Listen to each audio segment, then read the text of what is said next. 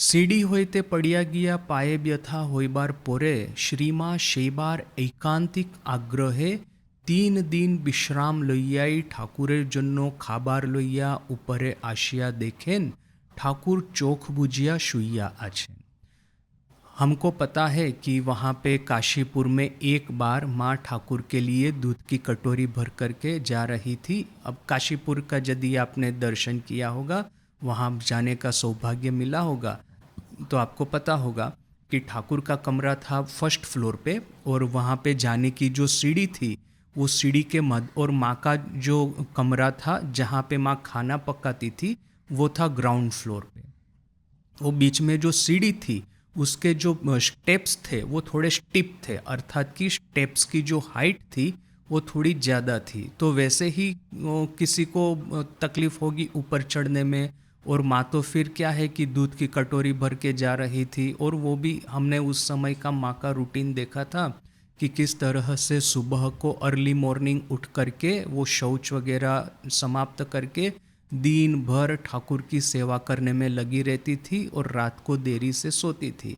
तो हो सकता है इससे थकावट भी माँ को महसूस हो रही होगी। जो भी है, माँ सीढ़ी से गिर गई, एकाएक माँ को चक्कर आया, माँ सीढ़ी से गिर गई और जो पैर में उनको थोड़ी सी इंजरी हुई।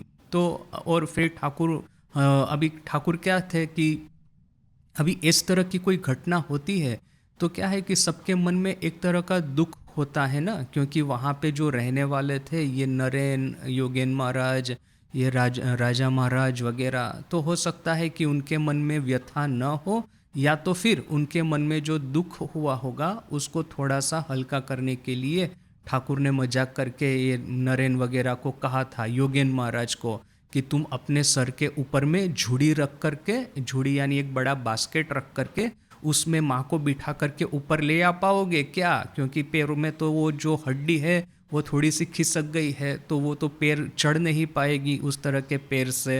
वो तो फिर जैसे ही ठाकुर ने ऐसा कहा तो सब लोग हंस के एकदम एकदम जमीन पे रेंगने लगे, यानी कि आलोटने लगे।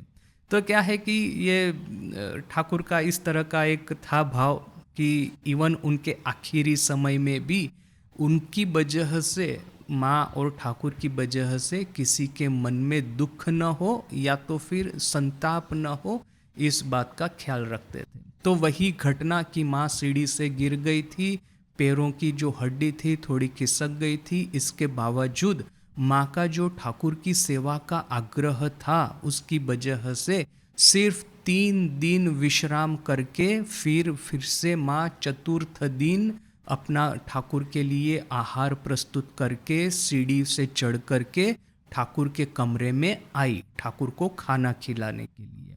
और हमको ये बात भी पता है कि क्यों माँ को ठाकुर को खाना खिलाना पड़ता था, इस अर्थ में कि जब ठाकुर खाना खाएंगे तो वहाँ पे वो माँ वहाँ पे सामने बैठेगी, क्योंकि प्रॉब्लम क्या था ठाकुर का कि उनका मन सब समय किसी न किसी उच्च भाव में वो विलीन हो जाता था। तो माँ क्या करती थी, इधर उधर की 10 बातें करके ठाकुर के मन को यहाँ पे जागतिक जगत में थोड़े समय रख करके वो रखती थी, जिससे कि ठाकुर का आहार समाप्त हो जाए। वरना ठाकुर का खुद का ऐसा था कि क्या खा रहे हैं क्या नहीं खा रहे हैं, देह के प्रति तो थोड़ा सा भी ये नहीं था अटेंशन जैसा। तो देह की रक्षा हो न हो क्या फर्क पड़ता है, तो इसलिए माँ को सामने बैठ करके ठाकुर को खिलाना पड़ता था। और दूसरी भी बात ये हमको पता है दक्षिणेश्वर में खास करके कि यहाँ पे ठाकुर का कमरा है, यहाँ पे माँ का कमरा है, दोनों कमरों में नहबत माँ का है। वहाँ पे ज़्यादा तो कोई डिस्टेंस नहीं है, मुश्किल से 15-20 फुट का होगा, किंतु फिर भी जैसे कि इन दोनों में एक इस तरह की दूरी थी, क्योंकि सब समय पुरुष भक्त कोई ना कोई ठाकुर को घिर करके रहेंगे, ठाकुर के उपदेश तो चलते ही रहेंगे। उस समय माँ का ठाकुर के पास में आना, ठाकुर की दिव्य वाणी का श्रवण करना, ठाकुर की सेवा करना, ठाकुर का दिव्य संग प्राप्त करना मुश्किल हो जाता था। इसलिए फिर खाने का एक समय ऐसा था कि जब माँ आहार प्रस्तुत कर देती थी ठाकुर के लिए, तो फिर सब पुरुष भक्तों को कह दिया जाता था कि अभी श्री श्री माँ आ रही है ठाकुर के कमरे में, वो खाने का थाली लेकर के। तो जैसे ही इस तरह से इंस्ट्रक्शन मिली, सब भक्त भी समझ जाते और फिर वो वहाँ से खड़े होकर के कमरे के बाहर आ जाते। और कभी कभी ऐसा होता था कि उनको समझ में नहीं आता था तो समझाना पड़ता था कि भाई कमरे से बाहर जाओ, ठाकुर दोपहर को विश्राम करने वाले थे। एक समय क्या है, देह है, देह को तो बीच में आहार निद्रा यह सब तो चाहिए ही चाहिए। तो ठाकुर विश्राम कर रहे हैं खाट के ऊपर में थोड़ा सा लेट करके, फिर भी सब भक्त उनके सामने ही बैठे हैं। फिर किसी ठाकुर के त्यागी संतान ने आकर के उनको थोड़ा सा समझा करके कहा कि अभी ठाकुर विश्राम कर रहे हैं, आप कमरे से बाहर में जाइए, दोपहर का न कि ऐसा कोई समय होगा। ऐसा समझा करके कहा गया, तब भक्त लोग कमरे से बाहर गए। तो इस तरह से था कि माँ जब सब भक्त चले जाएंगे या तो कमरे से बाहर चले जाएंगे, तब वो खाने का आहार का थाला लेकर के माँ आएगी, ठाकुर के सामने बैठेगी, विविध तरह की बातें करेगी, और जब तक ठाकुर खा नहीं लेते हैं तब तक पूरा वो वहाँ पे रहेगी। ठाकुर ने एक बार अन्न ग्रहण कर लिया तो फिर वो जूठा थाला लेकर के नहबत में वापस आएगी। तो ये था दिन भर में एक समय जो मिलता था माँ को ठाकुर का दिव्य संग प्राप्त करने का सौभाग्य। तो कभी कभी ये भी वंचित हो जाता था। ये सब कहानियाँ भी हमने देखी कि एक बार गुलाब माँ को ठाकुर ने कहा कि तुम खाने का थाला लेकर के आओ। तो अभी हो सकता है कि शायद उस समय माँ बिजी होगी, न कि जो भी होगा, गुलाब माँ की ठाकुर को सेवा करने का एक सौभाग्य मिले, हो सकता है इसलिए भी शायद ठाकुर ने कहा हो। जैसे कल हमने देखा था कि ये चंद्र, वो जो उद्बोधन का जो वर्कर था, तो माँ ने चंद्र को एक बार, माँ चंद्र के पास में से कितना सारा काम करवा रही है छोटा मोटा, तो चंद्र भी बड़े भक्ति भाव से माँ का कार्य कर रहा है। जब ये सब कार्य समाप्त हो गया, इसके बाद में माँ चंद्र को पूछती है कि अच्छा बेटा, तुम समझ पा रहे हो कि मैं तुम्हारे पास में से अपनी सेवा क्यों करवा रही हूँ? तो चंद्र तो बेचारा क्या उत्तर देगा, वो तो सेवा करने के लिए तो वहाँ पे आया था, उसमें क्या थोड़ी ना कोई रीज़न या लॉजिक होता है। तो माँ ने कहा कि मैं जब नहीं रहूँगी तो ये तुम मेरी सेवा कर रहे हो, इस सेवा से तुमको ये याद रहेगा, मेरी स्मृति तुम्हारे मन में सेवा के माध्यम से जागृत रहेगी। तो ये बात सुन करके तो चंद्र बड़ा खुश हो गया। और फिर जब वो नीचे आया, वो सीढ़ी उतर करके देखा कि सामने ही शरत महाराज खड़े हैं, और शरत महाराज, शायद शरत महाराज ने सुन लिया होगा, या तो फिर उनकी वो कोई वो तृतीय नेत्र, वो थर्ड आई होगी, वहाँ से उन्होंने देखा होगा, जो भी है संजय की तरह। तो जो भी है, अभी उन्होंने सामने, जैसे वो चंद्र सीढ़ी से उतर करके नीचे आ रहा है, शरत महाराज वहाँ पे खड़े हैं और हंसते हंसते उसके सामने देख रहे हैं। तो चंद्र ने पूछा क्या हुआ? तो वो कहते हैं कि ये जो ऋषि मुनिगण है, हजारों हजारों साल तपस्या करके जिस जगत जननी का आशीर्वाद नहीं पाते हैं, वही जगत जननी का आशीर्वाद तुमने ये छोटी मोटी सेवा करके प्राप्त कर लिया। वाह, तुम तो धन्य हो गए, जाओ तुम्हारी मुक्ति हो गई। तो देखिए कि ये लोग जो सेवा करवाते हैं, मास्टर महाशय का भी ऐसा था कि मास्टर महाशय को सेवा करना नहीं आता है, तो ठाकुर उनको कहते थे थोड़ा सा पैर दबा दो, थोड़ा सा ये कर दो, वो कर दो। तो मास्टर महाशय लिखते भी है, कथामृत के लेखक कथामृत में लिखते हैं कि वो मणि को तो सेवा करना आता नहीं है, मास्टर को सेवा करना आता नहीं है, इसलिए व्यस्त होकर के जैसा जैसा ठाकुर गाइड कर रहे हैं उनको, वैसा वैसा वो कर रहे हैं। तो क्या है कि ये अवतार पुरुषों की सेवा करना, ये उनके हृदय तक पहुंचने का एक सर्वश्रेष्ठ रास्ता है। देखिए कि ये जो अंतरंग त्यागी संतान थे, उन्होंने ठाकुर की सेवा करके ही वो अपना जीवन धन्य कर लिया था। इसलिए जब वो कल्पतरु दिन को आत्म प्रकाश से अभयदान 1 जनवरी 1886, उस दिन को जब ठाकुर सबको स्पर्श करके तुमको चैतन्य हो ये आशीर्वाद दे रहे थे, तो वो आशीर्वाद लेने के लिए एक भी त्यागी संतान वहाँ पे नहीं आया था, क्योंकि उनको ये पता था कि ठाकुर की सेवा ठाकुर के आशीर्वाद से कहीं ज़्यादा पावरफुल है। उसकी पवित्रता का यदि मेजरमेंट करे तो ठाकुर की सेवा करना ठाकुर के ही आशीर्वाद से, वो पवित्रता का जो मीटर होगा उसमें ज़्यादा नंबर उसके आ जाएंगे। तो क्या है कि यही शायद गोलाप माँ को ये सिखाने के लिए कि सेवा कैसे की जाए, तो ठाकुर ने एक बार कहा उनको कि तुम जाओ उद्बोधन से नहबत में से खाने का थाला लेके आओ। तो फिर ये एक बार तो गोलाप माँ गई लेकर के, फिर उनको बड़ा आनंद आने लगा कि ठाकुर के साथ, क्योंकि क्या है, यही एक समय है। बाकी तो सब समय ठाकुर कितने भक्तों के साथ में वार्तालाप करते होंगे, कितना भाव समाधि में रहते होंगे, किंतु जब आप उनको सामने बिठा करके उनको आहार करवाते हैं, उस समय जो एक आपका एक 1 to 1 जो एक रिलेशन बनता है, और कोई वहाँ पे उपस्थित नहीं है, ठाकुर का मन भी ऊर्ध्व गति में दौड़ने की वजह, वो कैलाश और मानसरोवर की ओर जाने की वजह वहीं पे दक्षिणेश्वर में ही बैठा है, आहार कर रहा है। तो उस समय ठाकुर का जो एक दिव्य संग मिलेगा वो कितना पवित्र होगा। तो ये सोच करके फिर गोलाप माँ प्रतिदिन माँ के पास में से वही आहार का थाला लेकर के वो ठाकुर के कमरे में चली जाती। यहाँ पे माँ का कष्ट देखिए, किंतु कि जो एक समय जो माँ को मिलता था दिन भर में ठाकुर का दिव्य संग प्राप्त करने का, उनके साथ में वार्तालाप करने का, उनकी दिव्य वाणी का श्रवण करने का, वो एक समय भी जैसे कि माँ के हाथ से छीन लिया गया। किंतु फिर भी माँ कंप्लेन नहीं करती है। देखिए, जब हमने यह सब डिस्कस कर रहे थे गंभीरानंद जी के वो जीवनी में, तब भी हमने एक बात देखा था कि ये जो सेक्रीफाइस जो होता है ना, ये सेवा करने का भी एक प्रलोभन होता है। बहुत बार ऐसा होता है कि हमको लगता है कि मैं ही सेवा करूं, और ये क्योंकि हमने ये सब कहानियां सुनी है, तो कि सेवा करना ही सर्वश्रेष्ठ साधना है, आप 1000 बैठ करके नाम जप कीजिए। वही लाटू महाराज की कहानी कि वो ठाकुर ने देखा कि लाटू वहाँ पे गंगा के किनारे बैठ करके ध्यान कर रहा है, यहाँ पे माँ नहबत में वो आटा माँ ये कर रही है, बना रही है रोटी बनाने के लिए। तो ठाकुर ने जाकर के लाटू को कहा, अरे लाटू, तुम यहाँ पे बैठ करके ध्यान कर रहे हो, वहाँ पे माँ को ময়দা ঠাসার জন্য কেউ লোক পাচ্ছে না, মানে अर्थात कि माँ जो मैदा जो होता है उसका आटा बनाना होता है पूरी या बनाने के लिए, लुची बनाने के लिए, उसके लिए कोई आदमी नहीं मिल रहा है, जाओ जाकर के माँ को हेल्प करो।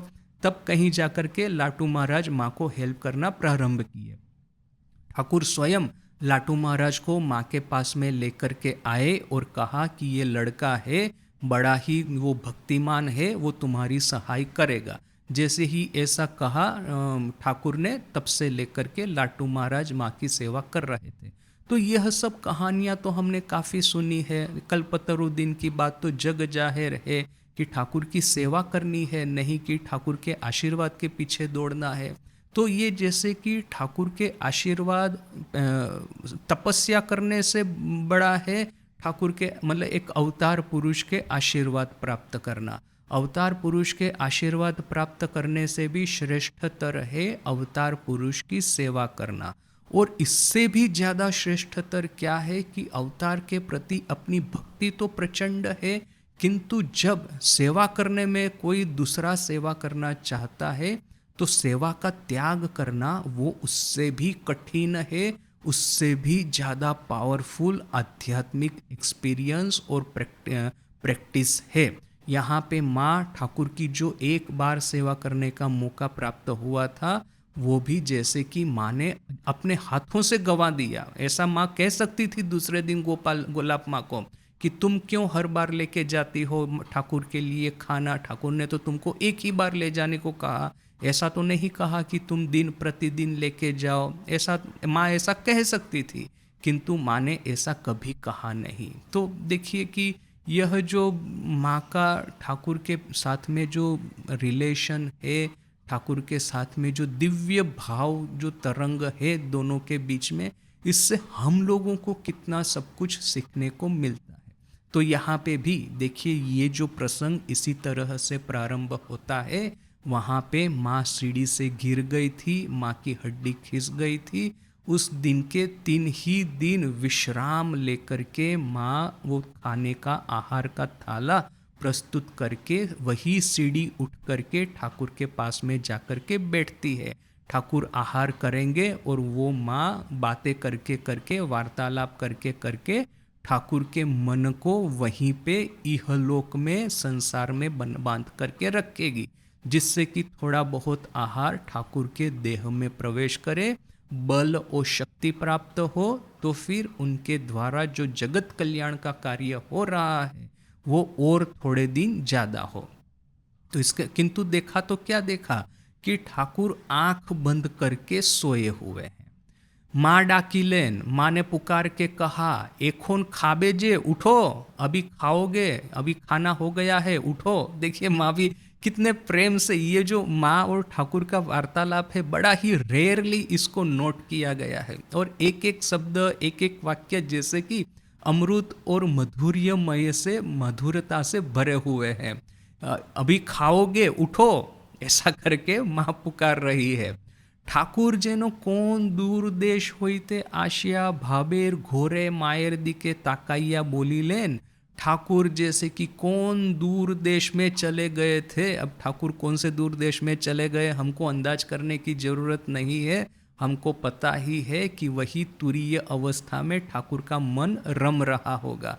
तो कैसे भी करके माँ की पुकार सुन करके बड़े कष्ट से तुरीय अवस्था में से अपने मन को खींच करके इस जागृत अवस्था में लेकर के आए, और फिर भाव के घोर में आकर के, अभी भी भाव से मत वाले हैं, तो भाव में मत, जैसे कि भाव का ये जो, जैसे नींद में से हम जगते हैं ना, कभी कभी बड़ी गहरी नींद में से जगते हैं, तो थोड़ी देर के लिए तो नींद का जो नशा जो होता है ना, अपने पे छाया रहता है, मैं कहाँ पे हूँ, क्या कर रहा हूँ, वो जैसे कि समझ में ही नहीं आता।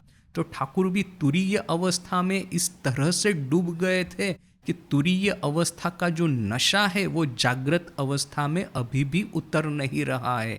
इसलिए भाव के घोर में माँ के सामने देख करके कहा ठाकुर ने, देख কলকাতার লোকগুলো যেন অন্ধকারে পোকার মতো কিলবিल করছে। देखो अंधकार के लोग जैसे, कलकत्ता के लोग जैसे कि अंधेरे में ये जो कीड़े मकोड़े जो होते हैं वो कैसे इधर उधर जाने का प्रयास करते हैं, किलबिल, अर्थात कि अंधेरे में किस तरह से दौड़ते रहते हैं आप, ऐसा। तो इस तरह से कलकत्ता में लोग अंधेरे में दौड़ रहे कीड़े मकोड़े की तरह है। तुम ही तादेर देखो, तुम उनको देखो, तुम उनको देखना। माँ अनुयोगेर स्वरे बोली लेन, माँ ने फिर से वही अनुयोग करके कहा, कंप्लेन करके कहा, आमी में ये मानुष, मैं तो स्त्री हूँ, ताकि करे होवे, तो वो कैसे होगा। ठाकुर निज अंग देखाइया आपन भावेई बोलिया जाइते लागिलेन। जब माँ ने ऐसा कहा कि कलकत्ता के लोग जैसे कि अंधेरे में किलबिल करते कीड़े की तरह है, तुम उनको देखो, तो माँ ने फिर से वही बात कही कि मैं तो स्त्री हूँ, मैं क्या कर सकती हूँ। किंतु ठाकुर ने माँ का उत्तर जैसे ही सुना ही नहीं, अपने ही अभी वो जो भाव के नशे में अभी भी तो मत है, तो उसी नशे में क्या कह रहे हैं, ए आर की कोर छे, इसने और क्या किया है। ये अर्थात कि इसने, अर्थात कि ठाकुर ने स्वयं ने, इसने और क्या किया है। তোমাকে এর अनेक बेशी करते होवे, तुमको इससे अनेक ज़्यादा कुछ करना होगा, इससे बहुत ज़्यादा कुछ करना होगा। মা সেই প্রসঙ্গ বন্ধ করিবার জন্য কথায় একটু জোর দিয়াই বলিলেন। अभी माँ को थोड़ा सा डर लग गया कि ये ठाकुर बार बार जो कह रहे हैं कि मैंने क्या किया है, इसने क्या किया है, तुमको तो इससे अनेक बहुत कुछ ज़्यादा करना है। तो माँ को लगा कि शायद अभी ठाकुर लीला संवरण की ओर आगे बढ़ रहे हैं, लीला संवरण के लिए प्रस्तुत हो रहे हैं। इस डर की वजह से माँ ने एकदम थोड़ा सा ये प्रसंग बंद करने के लिए थोड़ा सा जोर से कहा, कथाए एकटू जोर दिया ही बोली लेन, बात में थोड़ा सा जोर देकर के ही कहा, शे जखन होबे तखन होबे, तुम ही एखन खाओ, तो वो जब होगा तब होगा, तुम अभी खाना खा लो तो। अब देखिए वो छोटा बच्चा जब होता है वो इधर उधर दौड़ता रहता है, खाने के समय में माँ उसको पुकारती है फिर भी खाने को नहीं आता है, तब माँ कैसे जोर से उसको कहेगी, अच्छा बैठ करके खाना खा लो पहले, बाद में जितना खेलना है उतना खेलना, अपने भाइयों के साथ में जितना झगड़ना है झगड़ना, पहले अभी आकर के सबसे पहले खाना खा लो।